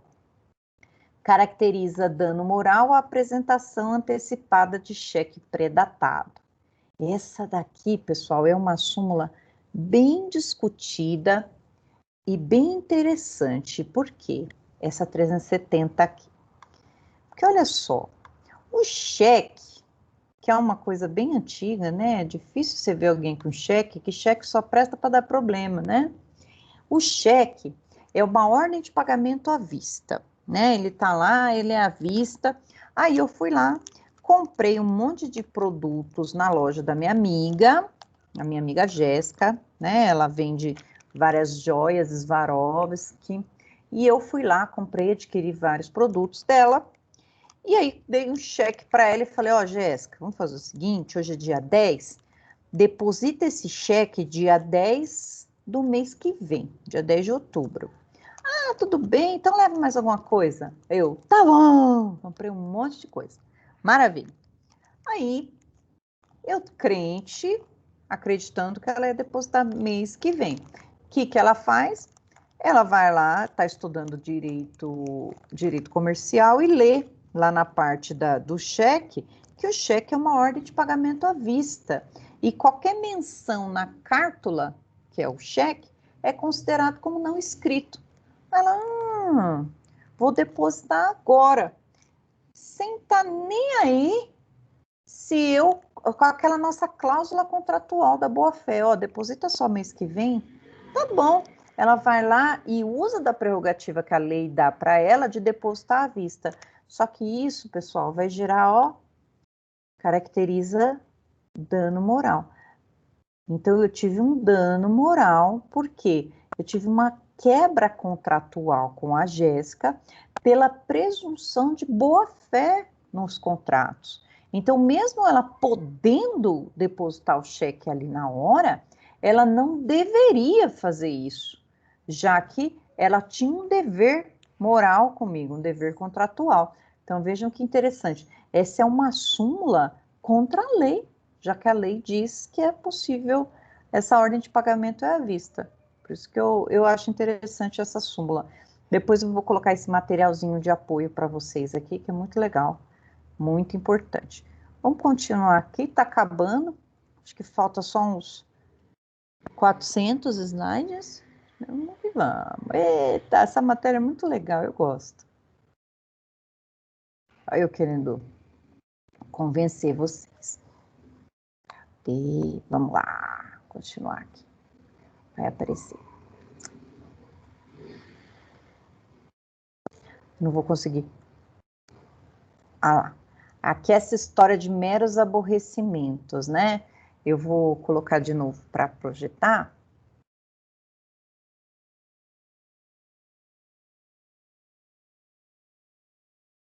Princípio do contrato.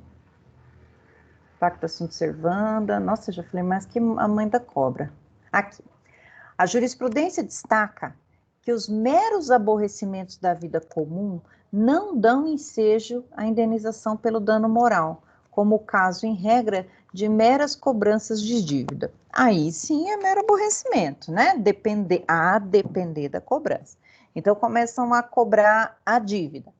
Ligam lá na sua casa, ó, fulano, você está devendo, né, o tal, posso falar com fulano, está devendo.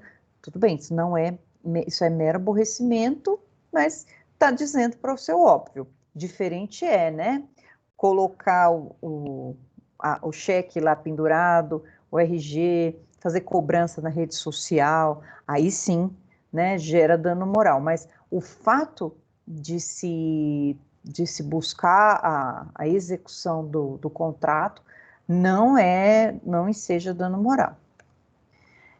Aqui eu já tinha colocado aqui, tal da perda de uma chance, perda la chance. É importada essa perda de uma chance, ó. Hipótese de indenização pela expectativa frustrada do consumidor que perde uma oportunidade que se caracterizada se fosse seguido o fluxo usual dos acontecimentos em razão da conduta do fornecedor. Aqui, a tal da perda de uma chance é uma expectativa frustrada por erro do fornecedor. E eu lembro que um caso foi muito discutido e foi no âmbito civil.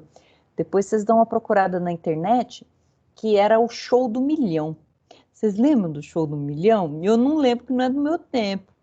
Mas o que aconteceu? Parece que era a pergunta do milhão e aí a pessoa tinha 4 opções para escolher. E nenhuma delas estava certa, estava tudo errado. E aí a pessoa desistiu e ficou com... Vamos ver se eu lembro direitinho do julgado. E ficou com o prêmio que ela tinha. Eu não sei qual que é o prêmio que ela tinha. Vou inventar um valor aqui. Ela foi e ficou com 300 mil, né? Ou menos, gente. Acho que era 100 mil. 100 mil, senão não vai dar certo o que eu estou lembrando.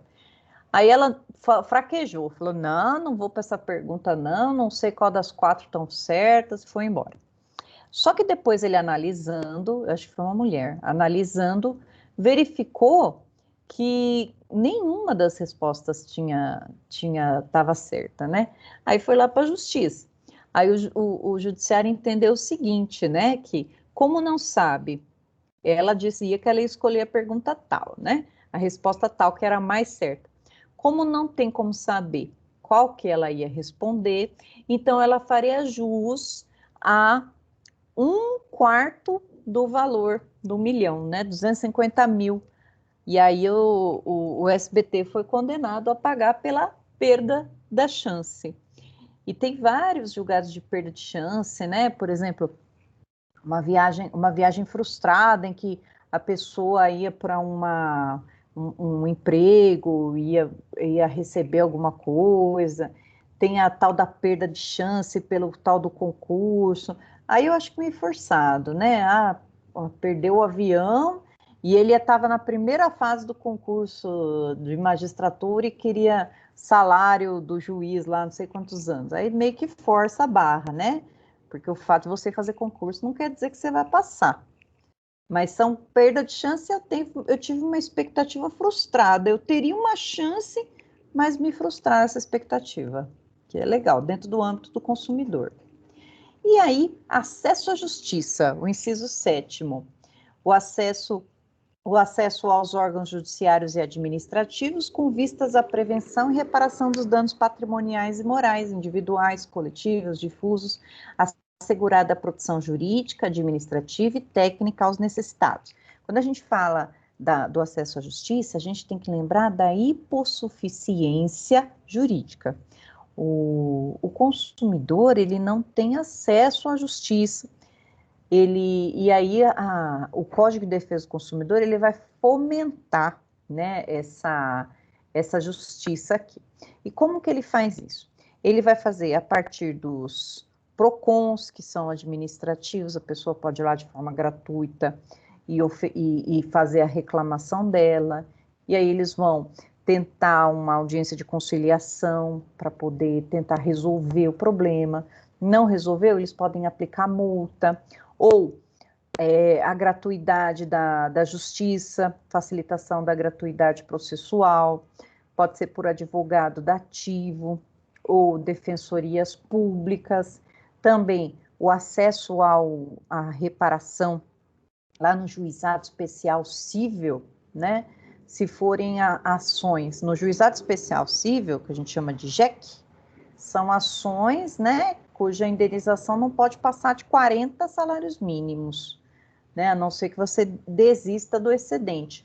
Mas se forem até 20 salários mínimos que você está cobrando, né, 20 mil reais, você pode acessar a justiça sem advogado. O problema é que você não vai ter a capacidade técnica, né, para fazer todos os pedidos necessários, e o juiz só pode julgar com base no seu pedido, ele não pode te dar mais do que você pediu. E aí, esse que é o problema de acessar a justiça sem advogado. Mas é aberto lá o juizado especial, mas se tiver, por exemplo, alguma perícia, se tiver que fazer perícia, aí não é da competência do juizado especial cível. Então, algumas formas que a justiça tem de fomentar, né, para que as pessoas acessem o judiciário. Eu sou a favor de um Ministério Público que faça várias ações coletivas, né, para ter aquela reparação pedagógica, sabe? Ver que está com muito problema na telefonia, ação coletiva em cima desses caras aí, e a reparação e uma indenização bem violenta para que nunca mais eles façam isso com o consumidor, né? Tanto a Enel, esses dias que deu aquele problema todo, que todo mundo sofreu, e aquela indenização de forma pedagógica, né? Não precisa nem para a gente, pode ir para algum fundo do consumidor, alguma coisa nesse sentido, mas que doa bastante no bolso dessas grandes empresas, já que esse vai de um em um ali na justiça, recebe uma indenizaçãozinha de R$1.000, 5.000, nem faz cócega no bolso desse povo, né? Por isso que continua sendo muito mais, muito melhor se enganar o consumidor do que realmente fazer cumprir a lei, né? Então teria que ter, eu acho que umas ações mais fortes no sentido pedagógico da palavra aí para não acontecer mais. E aí, a previsão expressa no Código de Defesa do Consumidor vai dizer que o consumidor poderá optar pela tutela judicial ou administrativa. Ele pode ir lá no PROCON ou ir direto no juiz, não tem que passar por uma ou por outra, né? Pode, inclusive, nas duas. Primeiro vai no PROCON, não resolveu, vai para o judiciário. Para prevenir ou reparar o dano na relação de consumo, gozará do acesso à justiça, ainda que não possua recursos financeiros, já que é possível conseguir lá, sem advogados, até 20 salários mínimos. Quanto a convênio da Defensoria Pública, né, o convênio da OAB, geralmente, para pedir indenização, eu fiz uma vez só, mas depois orientaram que eles não estavam fazendo. Mas é possível fazer com o advogado de êxito, né, para receber no êxito, e o advogado faz o pedido, a gente faz o pedido de gratuidade, afirmando que a pessoa não tem condições de pagar as custas do processo. Então, dá para fazer no êxito, né? Lembrando que, antes de fazer no êxito, a gente tem que ver se a pessoa tem condições o réu, né, tem condições de pagar. Se for banco, aí é uma delícia, né? Aí você só corre para o abraço que tem, sempre vai ter saldo. Inversão do ônus da prova, vejam, isso aqui é legal, diante da vulnerabilidade do consumidor, a quem cabe o ônus da prova, né, gente, no processo civil? A quem alega. Quem alega tem que provar, o ônus cabe a quem alega, né? Só que é possível no direito do consumidor a inversão desse ônus, fazer com que o fornecedor Pois não? Professora, posso tirar uma dúvida? Pode. Ó, a semana retrasada eu comprei um bolinho para minhas meninas, né? E veio com um prego. Eita.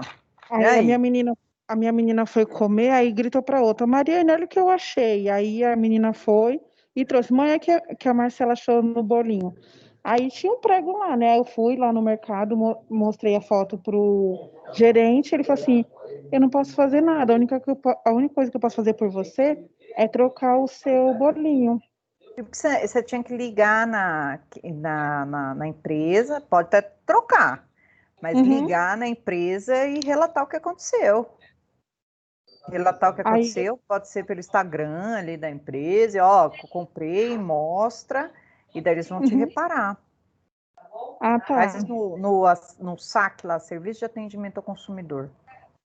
Pode até processar também, se tivesse, por exemplo, Deus o livre, né, quebrado o dente, machucado a criança, né? Eles são responsáveis. Inclusive, eles são responsáveis, vamos supor que seja a Balduco.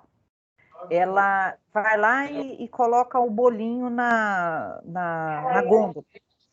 Eles são responsáveis junto com o mercado, inclusive se eles venderem esse bolinho vencido, né? Eles são Eles não têm culpa que o mercado deixou mais tempo lá, mas eles são responsáveis tanto quanto. Então pode ligar lá e dizer o que aconteceu. Tá bom, obrigado, viu? Não. Dá para confiar, mas nem num bolinho, né? Teve esses dias que eu fui comer uma coxinha com frango catupiry, mas a culpa foi minha, né? E eu não tenho. Eu fui pegar a coxinha, não posso confiar nem na coxinha. Eu fritei, e aí ela ficou gordinha, assim, eita, que delícia. Quando eu fui morder, galera, o catupiry tava telando, me queimou. Falei, nossa, não consigo nem confiar mais numa coxinha. Não pode confiar mais em nada, né? O bolinho, a coxinha, mas mesmo assim a gente come, não tem problema não. Olha lá, o que é inversão de ônus da prova? Continuando. O dever de provar é de quem alega. Mas no defesa do consumidor, ele vai facilitar a inversão desse ônus, fazer com que a parte mais forte, que é o fornecedor, que prove. Ele vai ter, por exemplo, a gravação, ele vai ter ali os meios e muito mais facilidade de provar. E aí está escrito assim no inciso 8º, a facilitação da defesa dos direitos, inclusive com a inversão do ônus da prova a seu favor no processo civil, quando, a critério do juiz, for verossímil a alegação ou quando ele for hipossuficiente segundo as regras ordinárias de experiência. O que isso significa? Quando ele for pobre ou quando as afirmações da pessoa forem verossímeis, né? Além de, pode não ser pobre, né? Mas for muito contundente as afirmações. E o que significa inversão do ônus da prova? A outra pessoa que vai ter que provar o que eu estou dizendo. Eu estou dizendo, por exemplo, num caso que eu vi, que me ligaram e ofereceram um produto por preço baixo. Me ligaram. E aí eles me avisaram que a ligação estava sendo gravada. E aí o produto veio com preço diferente, eu fui brigar, fui na justiça e eu disse que eles disseram que tinha a gravação. E aí o juiz inverteu o ônus, falou, vocês tragam a gravação aqui, ela não tem como ter acesso à gravação, vocês têm. Aí o que aconteceu? Não levaram a gravação, e aí o juiz entendeu, né, que como eles não levaram a gravação, eles estavam confessando o fato, né? Eles não provaram que eles não provaram que eles não fizeram essa oferta. Mas aí surge um momento importante aqui para a gente. Que momento, dentro do processo civil, que momento que o juiz tem que decidir, ó, segundo as regras de experiência, que vai inverter o ônus da prova? Qual que é esse momento? Né? E aí a gente tem 3 correntes na doutrina. A primeira corrente diz que quando o juiz despachar a petição inicial, vamos pensar aqui no caso, eu entrei com a ação contra a Telefônica, nem existe mais, contra a Vivo, dizendo que eles me ligaram e ofereceram um plano de internet por R$50. E aí, entrei com a ação. Na hora que o juiz, primeira corrente, na hora que o juiz lê minha petição, ele vai inverter o ônus da prova e vai dizer, Telefônica, é seu ônus trazer a gravação. Essa é a primeira corrente. Qual que é a crítica dessa primeira corrente? Olha, inverter o ônus da prova aqui no começo tá errado, é muito cedo, porque a gente nem sabe se as afirmações da pessoa são contundentes, né? Segunda corrente, quando que se inverte o ônus da prova? Aí a segunda corrente vai dizer, se inverte na hora da sentença. Na hora da sentença, já que é uma regra de julgamento a inversão do ônus da prova. E aí a crítica disso vai ser, poxa, agora que já acabou a instrução de provas, que vocês vão inverter o ônus da prova? Tá errado. Tinha que me avisar. Eu não sabia que era minha, imagina o fornecedor, eu não sabia que era minha obrigação entregar a gravação. Então, a crítica na sentença. Vamos inverter o ônus da prova quando, então? É na inicial ou é na sentença? E aí o STJ vai dizer o seguinte, inverte o ônus da prova na hora de sanear o processo. Hora em que o juiz verifica o que já foi, fixa os pontos controvertidos do processo, vai dizer, olha, isso já está aprovado, isso já está aprovado, falta aprovar isso e isso. Vamos começar as provas dos fatos que estão controversos. E nesse momento, ele fala que inverteu o ônus da prova para trazer a gravação. Essa daqui é a corrente, então, que é a corrente mais justa, né, mais justa para o consumidor, e para o fornecedor também, é a inversão do ônus da prova na fase de saneamento do processo. Vocês aprendem em processo civil, né, a parte do saneamento do processo, que é quando o juiz fixa os pontos controvertidos ali, beleza? Então, beleza quanto à inversão do ônus da prova, a outra pessoa que vai ter que provar e o juiz vai fixar na parte de saneamento. Estou falando aqui a mesma coisa, inversão do ônus da prova não é automática, devendo ser aplicada quando haver verossimilhança das alegações e por suficiência do consumidor. Aqui já falando dessa parte, princípio da eficiência. Aqui o inciso 10, a adequada e eficaz prestação de serviços públicos em geral. Olha lá, princípio da eficiência. Esse princípio também está lá no artigo 37 da Constituição, quem se lembra? Lá do direito administrativo, o LIMP, um dos princípios básicos, né, da administração pública: legalidade, impessoalidade, publicidade, impessoalidade e eficiência. Olha lá, eficiência, o serviço público tem que ser eficaz às pessoas, né? Um dos direitos básicos. Lembrando, pessoal, que a gente viu na aula passada, quando a gente tratou de fornecedor, quando que um serviço público, ele é considerado relação de consumo? Quando ele é remunerado por meio de tarifa ou de preço público. Se ele é remunerado por impostos em geral, por tributos em geral, aí não é direito consumidor. É direito consumidor o ônibus? Sim, já que eu pago por meio de tarifa. É direito do consumidor, por exemplo, o pedágio? Estou ali numa rua, numa estrada pedagiada, sofro um acidente porque tem um toco lá, e tanto que isso acontece, ou animais na pista, enfim. É direito consumidor? Sim, já que é remunerado por tarifa ou preço público. Agora, se for remunerado por tributos, pessoal, por exemplo, segurança pública, hospitais, nesse caso não é direito do consumidor, aí vai lá para o direito administrativo, para o direito civil.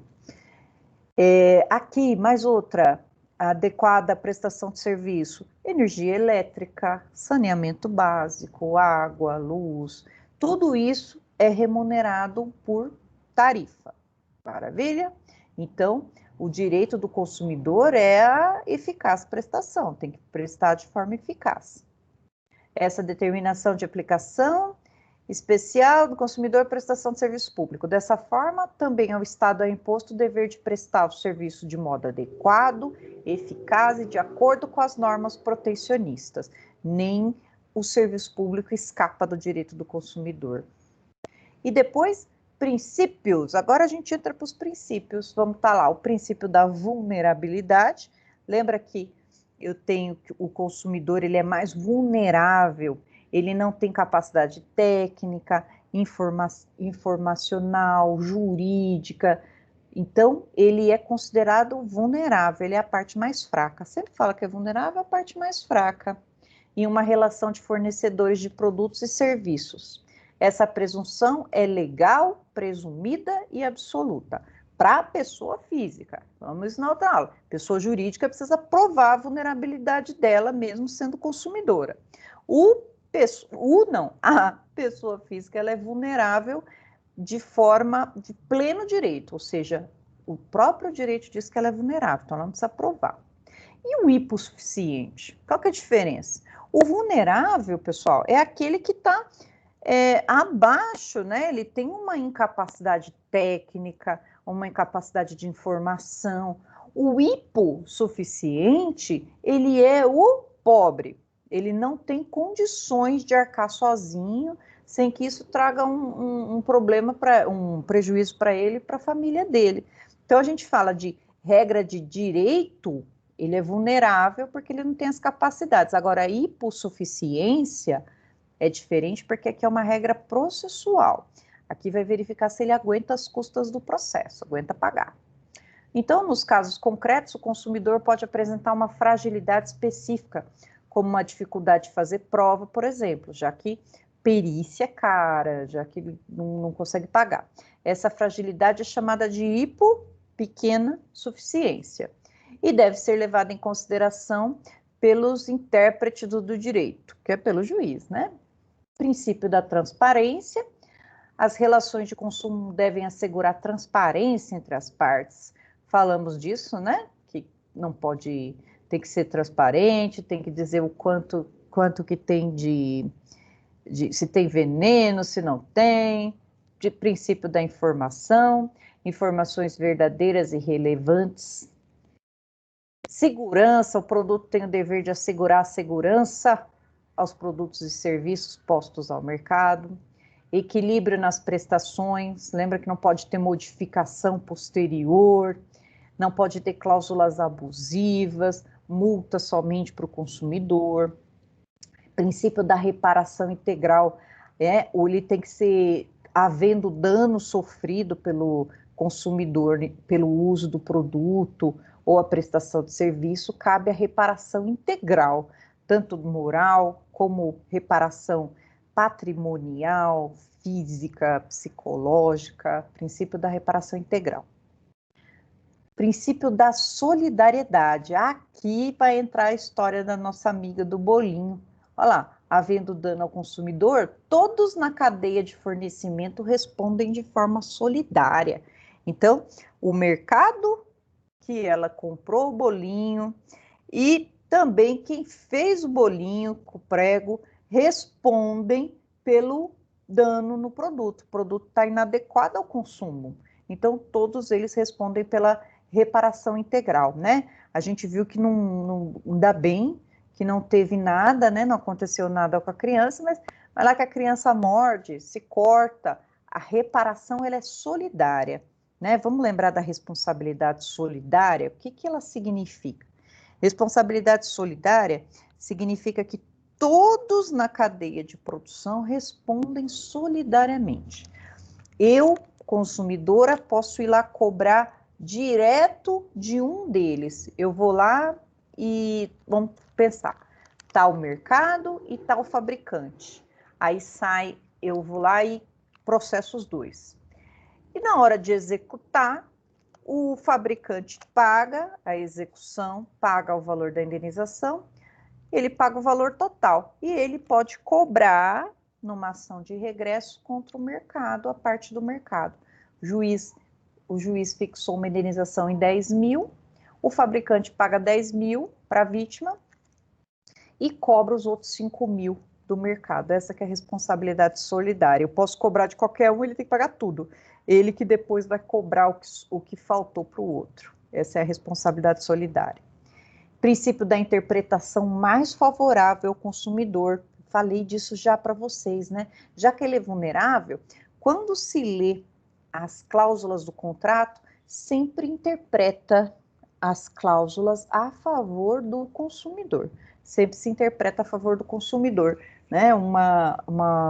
Isso aqui é muito importante, esse princípio aqui, né? Quando eles falam assim, olha, essa geladeira aqui tem 1 ano de garantia, legal. E o consumidor, o direito do consumidor para produtos duráveis, ele te dá 3 meses de garantia. Então, quando você pega lá o manual de garantia, na verdade, eles incluíram a garantia que eles deram contratual na garantia legal, né? Então, na verdade, eles estão dando 9, 10, 11, 12, 9 meses de garantia contratual, não 1 ano. Opa, tá errado. Então, eu vou interpretar a favor do consumidor 1 ano e 3 meses de garantia, já que eles anunciaram como 1 ano de garantia. Então, assim que acabar a garantia contratual, começa a garantia legal de 3 meses. interpreto sempre a favor do consumidor. E aqui já entram, vejam como os princípios se interligam, né? Eu já entro aqui com o princípio da transparência, da publicidade. Pô, se eles estão falando que é 1 ano de garantia, é 1 ano. Eles não podem colocar ali a garantia legal. Essa eu tenho direito se eles me derem ou não.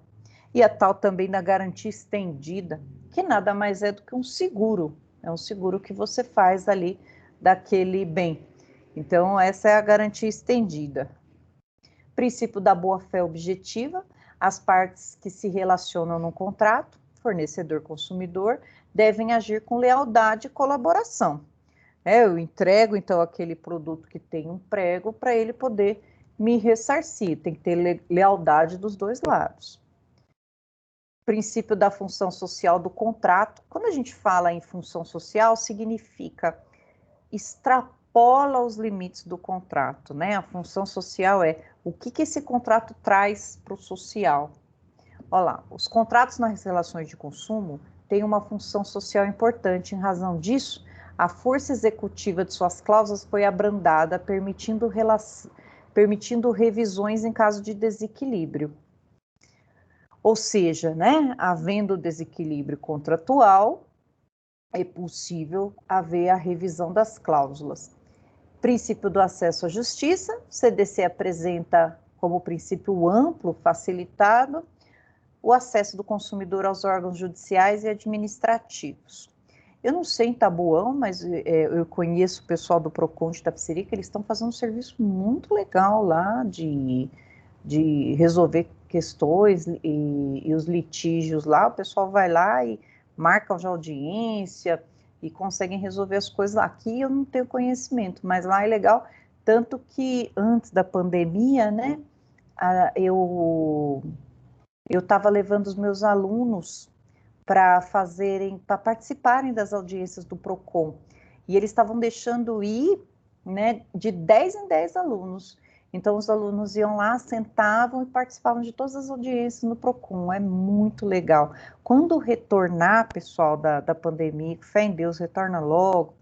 E aí eu vou levar o pessoal do Taboão também, quem quiser ir lá participar, a gente marca, passo uma listinha aí para vocês. Quem quiser participar é muito legal lá, para a gente ver na prática como que funciona. Combinados, galera? Acabou. Vocês acharam que a aula foi cansativa, gente? Dá um feedback para mim aqui.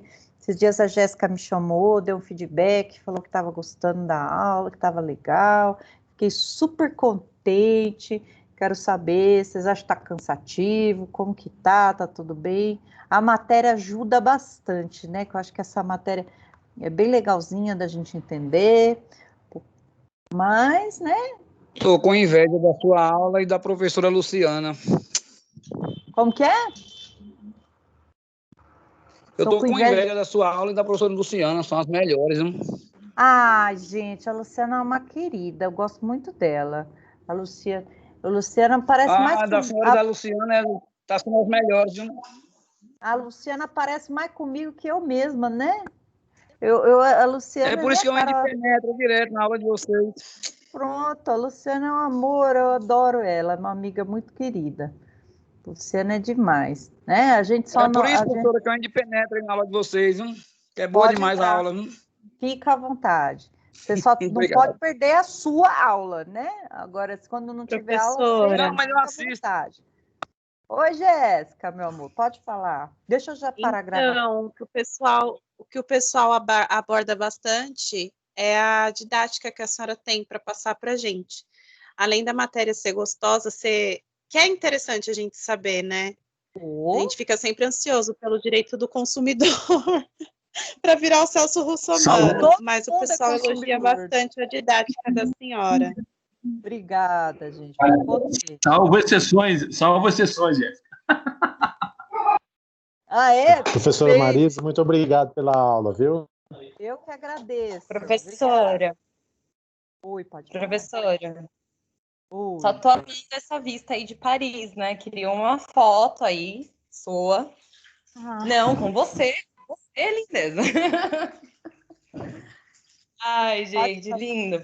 Boa noite, professora. Muito obrigada pela aula. Desculpe estar aqui em Paris, vocês estão aí no Tabuão, tá, gente? Difícil, viu?